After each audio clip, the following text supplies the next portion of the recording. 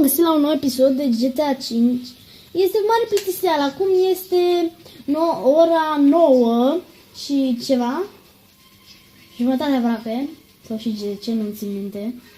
Deci să vă arăt ceva tare, vedeți? O de capotation. Ce mi-a arăt mă? I-a arăt măta. Gâtul mătii poponaru. Băi! What the fuck? Câți erau? Care comenta, mă? Ui, tată, ce aveți, mă?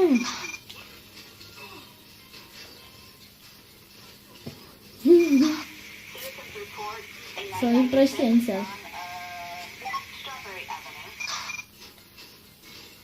Apă! Da, mă împrăștia, nițel.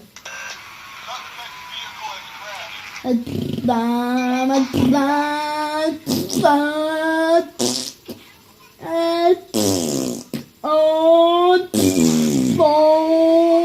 dă-te, mă! Fă grație, fă!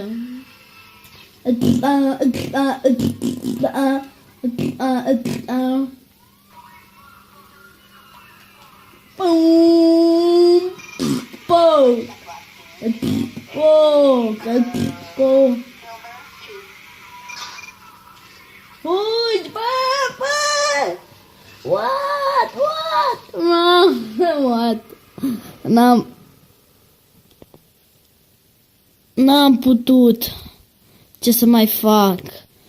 Da, chiar cam așa cu acest episod. Nu uitați să dați un like, abonați-vă.